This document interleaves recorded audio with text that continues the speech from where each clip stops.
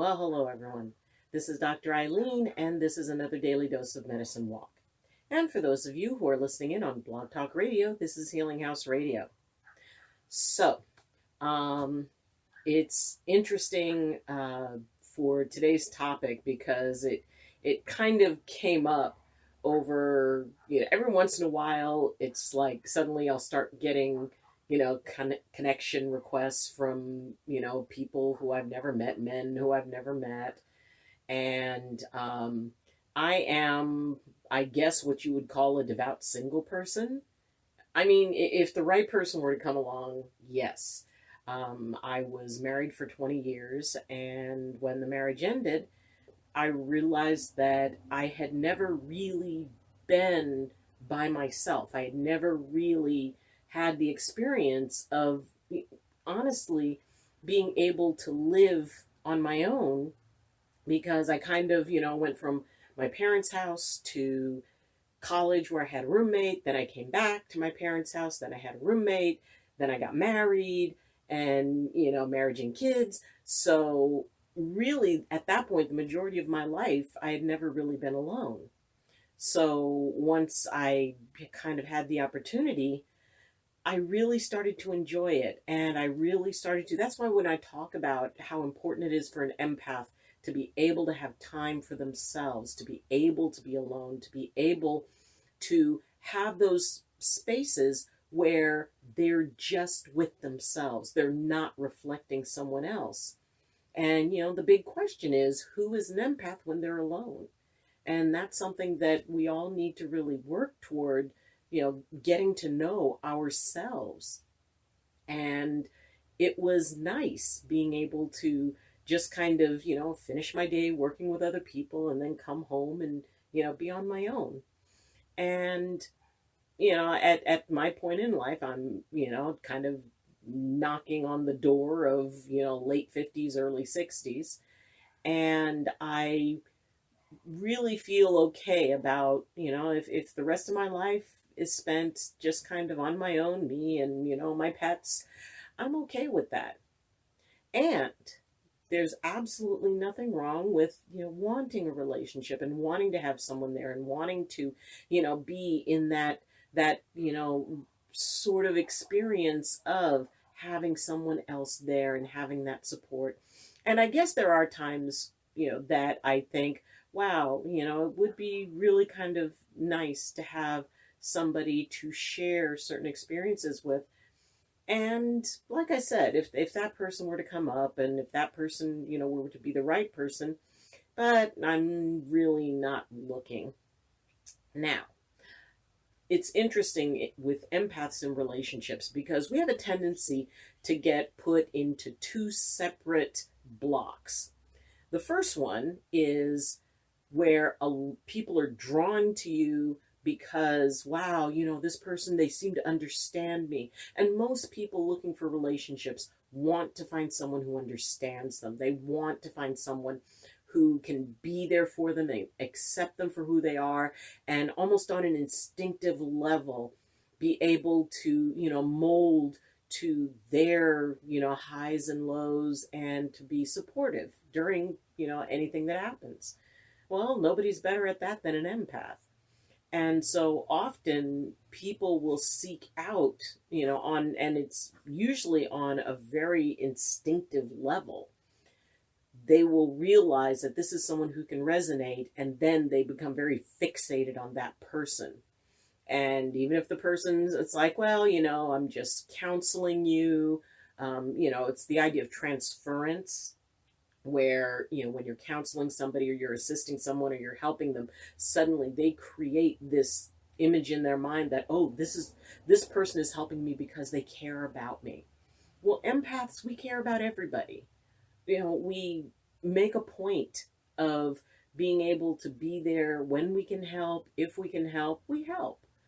And so it's very easy for people to get kind of hooked into the idea that it means that we have personal feelings when maybe we don't. We're just following our empathic nature.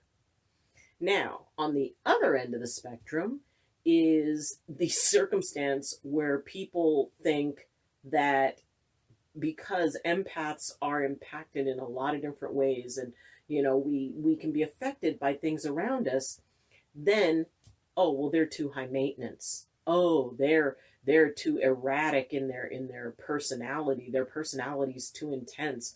They're too weepy, or they're too focused on their friends and they want to help other people and they're not taking care of me. So, between being, it's like, oh, the perfect mate or high maintenance, it's important for empaths to be very clear on themselves. Because if you're an empath, and especially if you're still working on learning how to manage your empathy, if people around you think you're high maintenance, that's what you become.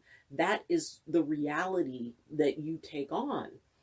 And it really is sad because often people, especially empaths, yes, we're going to, be affected by things. And for some people, their empathy levels are very high. So they connect on a very high level and very intently. And, for them, it is a little bit more of a work to try to, be able to cap that down and bring it into conscious choice. But while that's being learned, yeah, we're going to be affected by things around us. And it is very easy for someone who doesn't understand empathy to just merely, it's like, oh, well, they're too emotional. Because, I mean, honestly, that's what most of us heard when we were kids.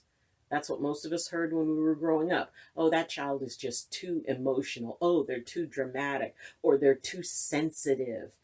And yeah, we're sensitive. We sense things, we perceive things in a way that most people don't. And when, those our only two options are, perfect and horribly flawed, it makes it very tough sometimes for empaths to be able to be in a relationship where they feel safe, where they feel accepted, and where the other person has the maturity to understand exactly what we are. And I mean, everybody has different levels of empathic ability, but if you're really empathic, it can make relationships very tricky. So, so what do you do? Well, first thing is that, if you're on the end where you are viewed or pursued or whatever, be very clear. If you're working with someone and it is, you're just trying to help them through a difficult time, maybe you're a counselor. A lot of people who are empathic tend to be drawn to careers where we help people, where we work with people. And the idea that, some may read more into that than that there really is, you need to be very clear on where you're coming from. If somebody, is sort of in pursuit mode, and they're trying to contact you a lot, and they're sending text messages, things like that, if you do not want that attention from them, you need to be very clear. And once again, the instinct is to become what other people want. If somebody else has it so set in their minds that you would be perfect together, if you're empathic, that will leak in. And it's like, well, maybe we are perfect together. That's not what you feel necessarily. You may just be reflecting what that person wants. And in that case, it's tremendously important to be able to stand your ground, to dial down your empathy, to, move from, right brain to left brain, because the left is that analytical side. You go, okay, am I feeling what I'm feeling because, it's my heart, because I'm genuinely attracted to this person? Or am I simply reflecting what it is that they intensely want? And one of the ways you can tell this is, how do you feel about them when you're not with them? If you're not with that person, and you think, wow, they really are kind of irritating, they really are, and you see the phone, text message after text message, and they call and you don't want to take the call, you let it go to voicemail. If you have that feeling when you're not around them, and you find yourself, kind of having a hard time when you're around them, telling them you're not interested, that usually is the best sign that it's your empathy kicking in and it's taking you out of your place of choice. So, at that point, you need to do the really hard thing and say, you know what? I'm glad I was able to be helpful for you and I wish you well, but understand that there will never be a relationship between us, ever. This is not going to happen. And I encourage you to move forward, but I do not want you contacting me. And it's and they're going to pull whatever it is that they can pull. It's, well, you don't know, and what if this and what if that. I was once told by someone that I did not want a relationship. I was not in the space for a relationship. And he said, it's like, well, this may be your last chance at love. And I was like, oh, that was such a wrong answer. That was wrong of you to say. That was a very poor choice, because it immediately kicked me completely out of empathy into, excuse me? I don't think so. And it is not your job to decide. If I've got love down the line, I will find love if I choose it, but it will be with someone I choose, and I don't choose you. So, just, you have to be firm, you have to be clear, you have to be even a little bit, really hard. And if you know how, and if you have practiced it, you can always turn the empathy into transmission and go, you're really not that into me. You really don't want to pursue me. You really don't think this is a good idea. And if you are accomplished in doing that, you can be able to reroute someone. And I know it works because I've done it.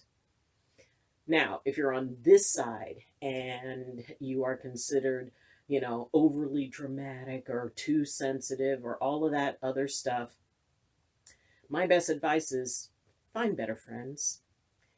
And in the meantime, you can explain to someone.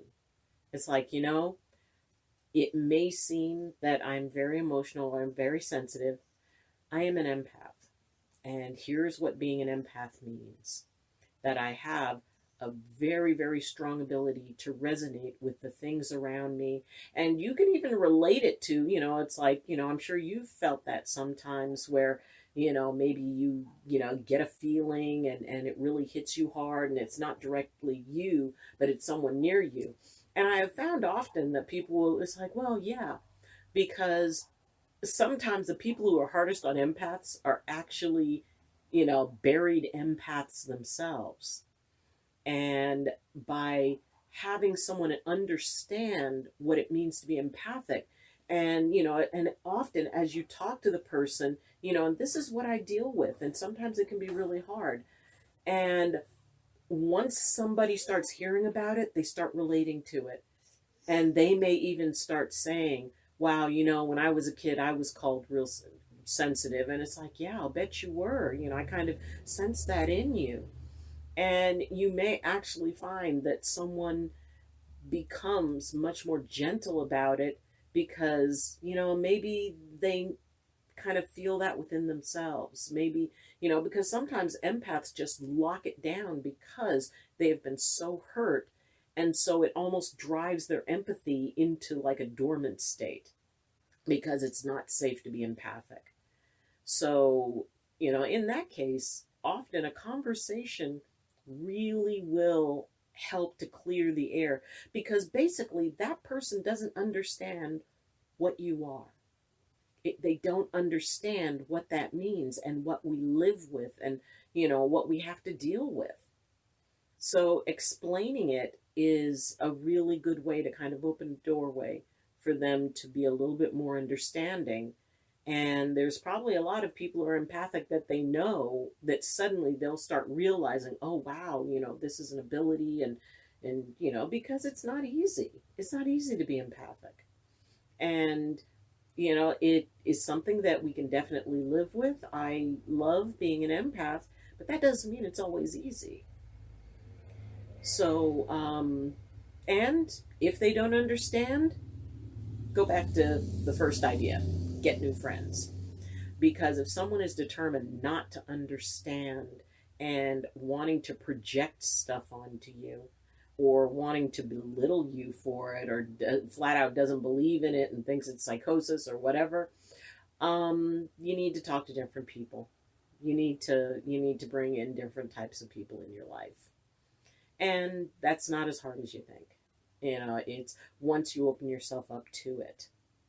But empathy is nothing to be ashamed of. It is nothing to, feel like you're more vulnerable. You're not. As I've said before, empaths are the strongest people out there, because not only do we deal with our stuff, we have to carry stuff for other people. And that takes a very strong person. And to be able to do that and still keep a loving heart, well, that just takes it to a whole new level. So, never feel bad that, somebody is projecting, those types of phrases, dramatic, too sensitive, too emotional. They're only saying it because they don't understand what it means to be you. They don't get what empathy is. They don't feel it the way we do. So it's an opportunity to educate. So no matter where on the spectrum you fall, you are still amazing. You are wonderful. You have choice and can choose how you walk in this world and with who you walk in this world. So good luck with that. And for those of you who are devoutly single, hey, we got this. Yet always keep an open mind, because you never quite know if that special person's going to show up. So, thank you for joining me. And if you have any questions, comments, or concerns, then you can connect with me through my Facebook group, Medicine Walk with Dr. Ayleen. You can follow me on Twitter, and you can also reach me through my email address that is in the description. If you have a particular question, please let me know and I'll cover it in a video, or if you'd like to talk one-on-one about it, then I'd be happy to do that too. If you like this video, please press like.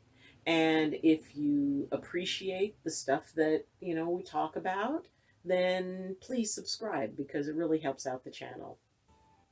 So, again, thank you for joining me. As always, I wish you balance and I wish you blessings from my heart to yours.